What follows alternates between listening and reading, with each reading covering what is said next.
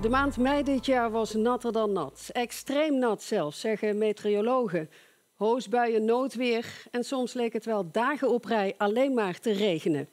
Een aantal keer was er sprake van flinke wateroverlast. Zoals het gisteravond nog raak in het buitengebied van Melderslo. Door de hevige regenval liep het water daar meerdere woningen binnen. Hulpdiensten en agrariërs die pompten het water uiteindelijk weg. En de afgelopen maand veroorzaakte de neerslag regelmatig overlast in onze provincie. Begin mei zorgden onweersbuien voor flinke schade in het Heuvelland, met name in Berg en Terblijt. Bij daglicht dan zie je wat de ravage is. En dat betekent dat, ik denk, een 15-tal woningen heel veel water binnen hebben gehad. Maar ook in het centrum van Venlo ging het mis.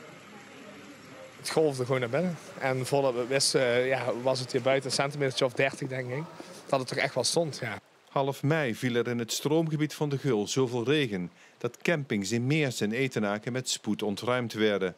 Nou, er werd op de deur geklopt. Ik dacht dat het een van onze vrienden was die ons een list wou bakken, maar het was toch zeker een serieuze zaak. Ik vind het wel spannend. Waarom? Ja, ik ben gewoon bang dat de caravan onderloopt. Vrijwel hetzelfde moment sloeg het noodlot toe bij Moelingen, net over de grens bij IJsden. Een zijrivier van de Maas, de Berwijn, kon al het water niet meer aan, waardoor het straatbeeld veranderde in een woeste rivier. In tijd van 20 minuten stond het hier 40 centimeter op de straat. En redden wat je redden kunt. En ook Midden-Limburg kreeg te maken met extreme regenval. Het waterschap moest midden in de nacht een mobiele nooddijk plaatsen om een appartementencomplex in de buurt te beschermen tegen overstromingen van een vijver en de Maasnielderbeek. Goedenavond mevrouw Borgers, dijkgraaf van Waterschap Limburg. Wateroverlast een beetje een vaste prik de afgelopen periode. Is dit het nieuwe normaal? Nou, ik hoop het niet. Want dat zou betekenen dat dit dagelijks gebeurt. Maar dat we er rekening mee moeten houden is zeker een feit. En helemaal dat het met zoveel bakken tegelijk uit de lucht komt vallen. Dat is wel waar we meer rekening mee hebben te houden. Niet alleen hier in Limburg, maar ook elders in het land. Ja, we zagen het in Brabant nog weer afgelopen weekend. In Merselo ook nog, Noord-Limburg. Het waterschap is verschillende keren opgeschaald in de maand mei. Hoe kijkt u daarop terug? Nou, ik kijk in ieder geval terug naar de tragiek. Hè. Heel veel agrariërs hebben hier echt overlast van. Zij zien hun oogst verdwijnen. Heel veel inwoners hebben de afgelopen weken moeten dweilen. Daar wordt niemand heel erg gelukkig van. En ik zou niet in de schoenen van deze agrariërs en inwoners willen staan. Dus dat statement wil ik ook namens het waterschap afgeven. Dat we hier echt met elkaar moeten werken aan wateroverlast. En je zou zeggen, het waterschap is je vriend. Want we strijden tegen hetzelfde. Merkt u dan iets anders in het veld? Ja. Zoals? We merken dat mensen regelmatig onze medewerkers anders te woord staan dan wenselijk is. We hebben afgelopen week 4 bedreigingen gehad. 3 in Midden-Limburg en 1 in Zuid-Limburg. Ja, dat wil je natuurlijk niet met elkaar. En ik zou willen zeggen, jongens, bewaar nou gewoon met elkaar respect voor het werk wat we doen.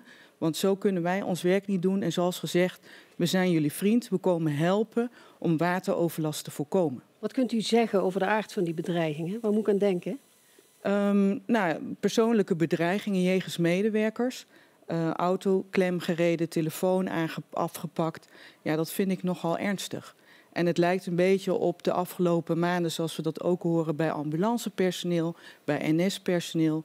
Wij wijzen dit echt af en je mag niet aan onze medewerkers komen. Hoe gaat u daar als organisatie mee om, als medewerkers terugkomen met een dergelijk verhaal? Ja, in eerste instantie bescherming voor de medewerker.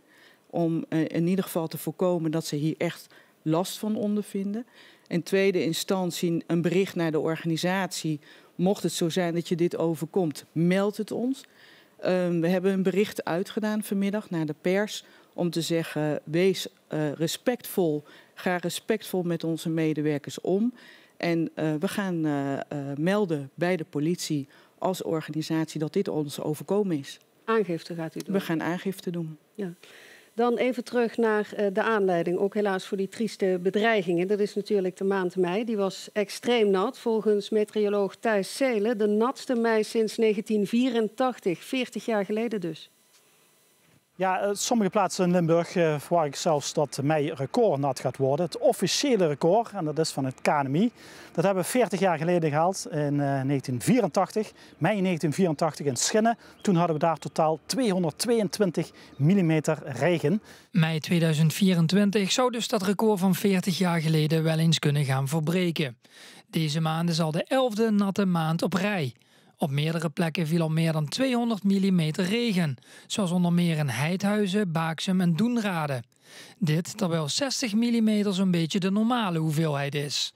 Nu is het al meer dan 3 keer zoveel. Ja, de afgelopen jaren was het steeds droog. Toen was de vraag eigenlijk, krijgen we nou heel veel jaren met droogte in verband met het opwarmende klimaat? Ja, nu is het weer de nattigheid. Ja, het kan eigenlijk alle kanten op. De klimaatscenario's van het KNMI geven dat aan. Periodes met veel regen die worden afgewisseld door droge periodes met hittegolven. De laatste jaren is het aantal hittegolven ook flink toegenomen. Dus wat de zomer gaat worden, daar kun je eigenlijk nog geen pijl op trekken. Mevrouw Borgers, we zien de laatste tijd dus steeds meer wateroverlast bij mensen, bij bedrijven. Waterbeheerders, waterschappen, die zeggen ook aan tafel te willen zitten bij toekomstige bouwplannen. Zou dat dergelijke scenario's wellicht beperken? Nou ja, aan tafel zitten zou mij iets te makkelijk zijn. We zouden ook doorzettingskracht willen hebben. Want net zoals u zelf zegt, je wil dit voorkomen. En dat begint natuurlijk met keuzes in de ruimtelijke inrichting. Wij maken die keuzes niet, dat doen gemeenten. Dus we moeten samen met gemeenten voorkomen dat we op plekken bouwen of construeren waar je dat niet wil. Nee, het ziet er pittoresk uit als het kabbelt, maar het kan helemaal verkeerd gaan. Ja, en ik denk, u vroeg net aan mij van gaat dit vaker ons overkomen? Het weer wordt steeds extremer. Dat heeft zowel met klimaatverandering te maken, maar ook met hoe wij ons grond gebruiken. Dus we zien vaker dat het van boven zo in één keer flut naar beneden komt. En om dat te voorkomen zul je in de ruimtelijke inrichting, zowel stedelijk, maar ook landelijk, keuzes moeten maken. Zowel met agrariërs als mensen die keuzes maken in de ruimtelijke inrichting. Dank mevrouw Borgers voor de komst.